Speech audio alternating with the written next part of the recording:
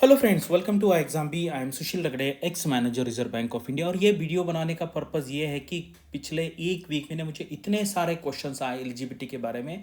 मुझे पहले लगा नहीं कि यार ये ना एलिजिबिलिटी का इतना डिफिकल्ट मतलब एरिया होगा कि जो समझ में नहीं आएगा, लेकिन स्टिल क्वेश्चन पूछते हैं।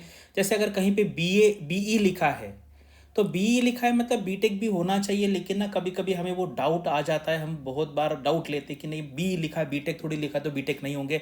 तो ऐसे बहुत बार क्या होता है कि स्टूडेंट वो परसेप्शन कर लेते कि ऐसा है तो और फॉर्म नहीं फिल करेंगे। आईएफएससी के बारे में तो ये 100% हुआ है, और मैंने कल खुद फॉर्म भरने का ट्राई किया है। मतलब पूरा फोटो डाला है, सिग्नेचर डाल के सारा इन्फॉर्मेशन भर के मैंने एक फॉर्म भरने का ट्राई किया। जैसे लोग बोलते, किसी ने मुझे कहा कि एमसीए एलिजिबल नहीं क्योंकि वहाँ पे लिखा, मैंने बीसीए डाल के भी एलिजिबल है। तो कोई भी ग्रेजुएट यहाँ पे एलिजिबल है। स्टिल हम यहाँ पे देखेंगे एक्चुअल नोटिफिकेशन। अगर आपको कुछ डाउट है तो कमेंट सेक्शन में पूछे, मैं उसका आंसर देने का ट्राई करूँगा। तो चलो यहाँ पे वीडियो स्टार्ट करते हैं। तो ये देखो, आईएफएससी का नोटिफिकेशन आया है और इसके बारे में कल हम शाम को 8 बजे 30 मार्च को हम वर्कशॉप करने वाले हैं।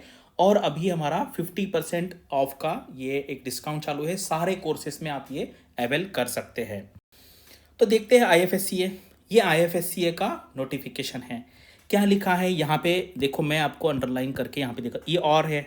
और मतलब ये चलेगा, और ये भी चलेगा, और ये भी चलेगा। इसमें भी और लिखा है। और ये मैंने जो अंडरलाइन किया हुआ लाइन है वो सबसे इंपॉर्टेंट है कि एनी ग्रेजुएट कैन अप्लाई। यहाँ पे क्या लिखा है देखो, bachelors degree in computer application, masters degree in MCA. कुछ लोगों ने ये पढ़ा masters degree in computer application, ठीक है। इसका मतलब है उन्होंने ये मान लिया कि बीसीए वाले एलिजिबल नहीं है, लेकिन मैंने यहाँ पे फॉर्म भर के दिखाया है, ग्रेजुएट है और बीसीए है ठीक है, तो ये फॉर्म एक्सेप्ट कर लेगा। तो बहुत सिंपल है, any graduate and no percentage criteria IFSC के लिए। मुझे नहीं लगता भी इस पर कुछ डाउट होना चाहिए।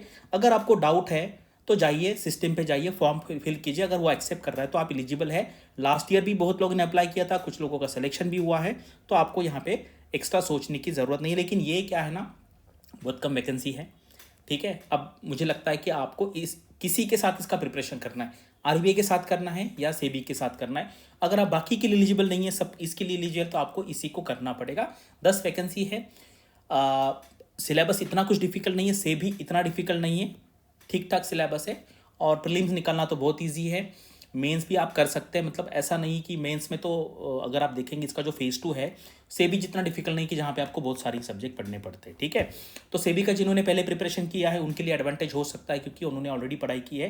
तो अभी वो उसके बेसिस पे आपको उनको सिर्फ रिविजन करना पड़ेगा। चलिए अभी आते हैं सेबी पे। सेबी पे क्या है, सेबी पे BA BCom BSc, BA BCom BSc ये एलिजिबल नहीं है, ठीक है। बाकी मास्टर्स चलेगा, एमए हिस्ट्री चलेगा, एमए इकोनॉमिक्स चलेगा, एमए हिंदी लिटरेचर चलेगा, कुछ भी चलेगा, एमए एमएससी एमकॉम चलेगा, बीई बीटेक चलेगा, ठीक है। CA CFA CS and CMA ये यहाँ पे चलेंगे। तो सीबी का डिफिकल्टी थोड़ा सा ज़्यादा है एलिजिबिलिटी के बारे में, ठीक है। परसेंटेज का क्राइटेरिया यहाँ पर नहीं है। अभी आते हैं आरबीआई में। आरबीआई में any graduate eligible, 60% aggregate marks होने चाहिए। अगर ग्रेजुएशन के बेसिस पे नहीं होता है तो फिर पोस्ट ग्रेजुएशन में आपको 55% मार्क्स चाहिए। अगर आप सीए हैं तो 55 मार्क्स चलेंगे, क्योंकि CA is a considered as a post graduation by UGC. तो मुझे नहीं लगता अभी ये वीडियो देखने के बाद आपको कोई भी डाउट होगा एलिजिबिलिटी के बारे में। अगर स्टिल आपको डाउट है, और आरबीआई में 10वीं के मार्क्स 12वीं के मार्क्स इसको कोई भी मतलब क्राइटेरिया नहीं है। और कुछ लोगों को लगता है एग्रीगेट का मतलब है कि हर सेमेस्टर में 60 होना चाहिए, ऐसा बिल्कुल नहीं है। फर्स्ट ईयर 50%, दूसरी ईयर 55%, तीसरी ईयर 80% होगा तो भी वो चलेगा, ठीक है। तो अब इतना क्लैरिटी करने के बाद भी कुछ लोग होंगे, डेफिनेटली होंगे, तो कमेंट सेक्शन में पूछिए। और मैंने एक नंबर दिया है, उस नंबर पे कॉल करके आप, तो यहाँ पे आप कॉल करके आपको कुछ भी डाउट है कोर्स के बारे में, एलिजिबिलिटी के बारे में, पढ़ाई के बारे में, तो आप पूछ सकते हैं। कल शाम को 8 बजे वर्कशॉप होने वाला है। आप वहाँ पे मोस्टली आईएफएससी के बारे में क्वेश्चन पूछ सकते हैं, लेकिन अगर आपको आरबीआई के बारे में भी पूछना है, सेबी के बारे में पूछना है, तो भी आप वहाँ पे आके क्वेश्चन पूछ सकते हैं। मैं और वहाँ पर तुषार रहेंगे और आपके सारे डाउट्स वहाँ पर क्लियर करेंगे। Thanks for watching this video and all the best for your studies and upcoming examinations.